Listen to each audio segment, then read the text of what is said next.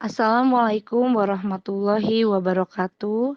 Selamat pagi anak-anakku sekalian.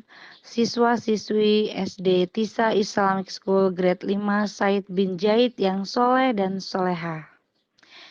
Pada kesempatan pagi hari ini, Misulan akan mencoba menjelaskan tentang pelajaran tematik 5A, subtema 3, pembelajaran 4.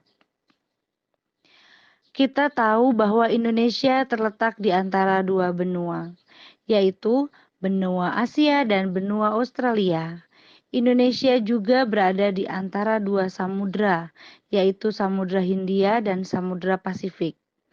Keberadaan letak geografis Indonesia memberikan dampak positif dan juga negatif. Nah, ada beberapa ya penjelasan pengaruh letak geografis bagi kebudayaan dan transportasi masyarakat Indonesia. Silahkan bisa kalian buka buku paket tematik 5A di halaman 94. Menjelaskan pengaruh letak geografis bagi kebudayaan dan transportasi masyarakat Indonesia. Kondisi geografis Indonesia yang menguntungkan ini memberikan pengaruh terhadap sektor kehidupan masyarakat, antara lain dari kebudayaan dan transportasi, seperti apakah pengaruh letak geografis bagi kebudayaan dan transportasi di Indonesia. Tak bisa dipungkiri bahwa letak geografis Indonesia yang amat strategis memberikan pengaruh terhadap keragaman budaya yang ada. Selain itu, beberapa faktor yang mempengaruhi keberagaman budaya di Indonesia antara lain keragaman suku bangsa dan perbedaan kondisi alam.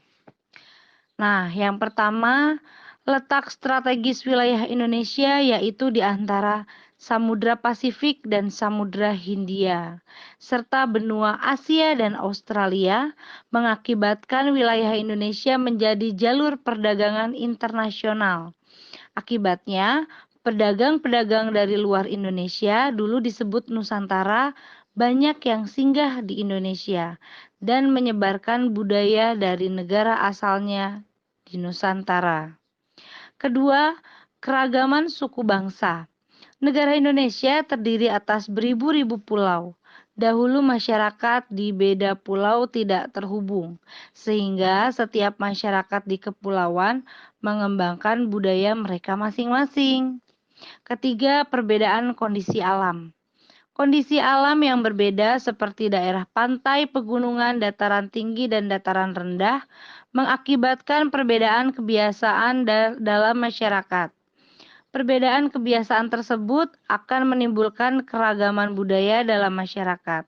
Misalnya, perbedaan adat istiadat berupa upacara pernikahan, kelahiran, kematian, dan sebagainya. Keempat, keragaman agama yang dianut dalam masyarakat. Oleh karena letak geografis yang strategis tersebut, persebaran agama juga terjadi.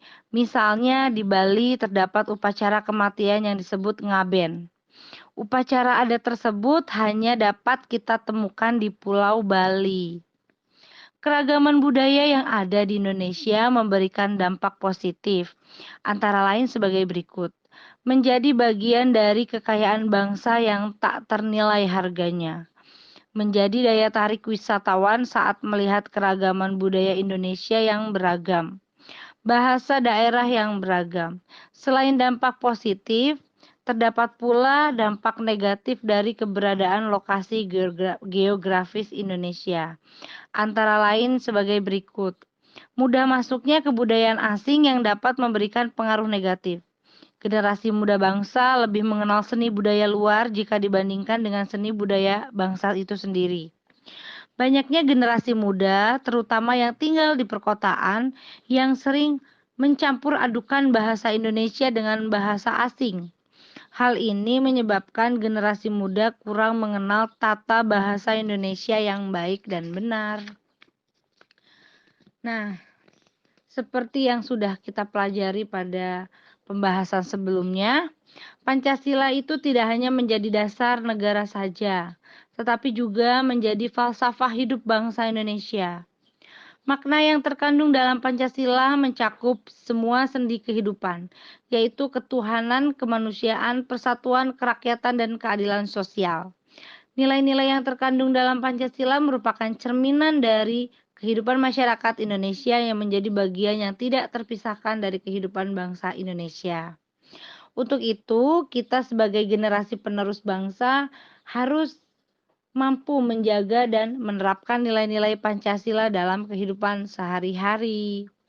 Persatuan dan kesatuan merupakan nilai-nilai Pancasila yang terkandung dalam sila ketiga Pancasila. Persatuan dan kesatuan dapat memperkokoh ketahanan negara. Contohnya, persatuan dan kesatuan adalah persatuan dan kesatuan bangsa. Salah satu faktor yang dapat memperkukuh persatuan dan kesatuan bangsa adalah transportasi. Ada beragam jenis transportasi yang menghubungkan satu tempat ke tempat yang lain. Salah satu pilihan sarana transportasi yang dapat digunakan adalah kereta api. Coba kita baca teks tentang kereta api uap di Ambarawa. Silahkan, teksnya ada di buku paket halaman 97. Uniknya kereta api uap di Ambarawa.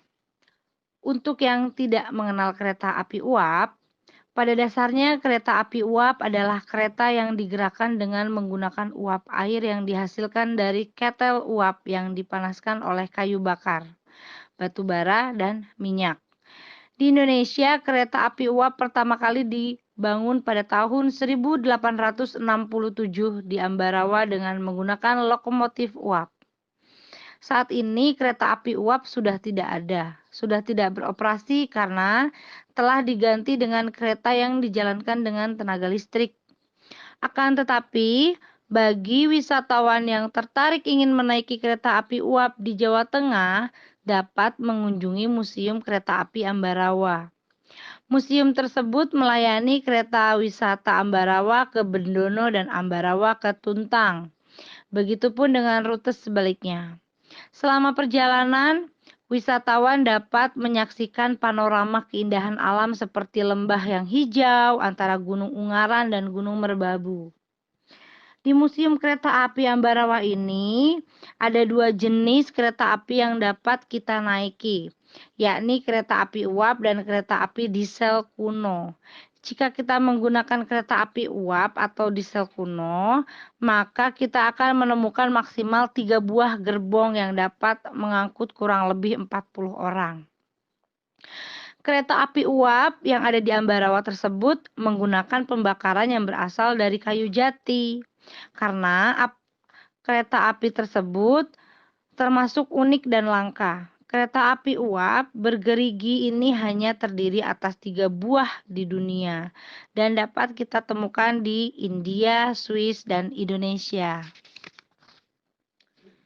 Nah, tugas kalian sekarang adalah membuat salah satu karangan yang terdiri dari 3 paragraf tentang salah satu alat transportasi di kotamu, serta manfaatnya bagi masyarakat sekitar. Di sini sudah disediakan 3 ide pokok paragraf untuk mempermudah kalian membuat karangan tersebut. Ide pokok paragraf pertama yaitu penjelasan singkat tentang alat transportasi pilihanmu. Ide pokok yang kedua, kelebihan yang dimiliki oleh alat transportasi tersebut. Ide pokok paragraf ketiga, kekurangan yang dimiliki oleh alat transportasi yang dimaksud. Nah, ketiga ide pokok paragraf ini untuk membantu kalian dalam membuat salah satu karangan tentang alat transportasi di kotamu serta manfaat bagi masyarakat sekitar. Tidak lupa juga kalian tugasnya mengerjakan halaman 99. Mengerjakan soal-soal 1 sampai dengan 4. Hasilnya silakan kalian boleh tulis di buku paket atau jika tidak cukup boleh di buku tulis dan hasilnya kalian kumpulkan melalui Google Classroom. Nanti Miss Wulan share folder untuk tugas tematik ini. Begitu ya, jika ada yang masih perlu ditanyakan atau ada hal-hal yang tidak dimengerti, silahkan boleh japri Miss Wulan. Oke, Miss Wulan akhiri pembelajaran tematik hari ini. Wabillahi taufiq wal hidayah. Wassalamualaikum warahmatullahi wabarakatuh.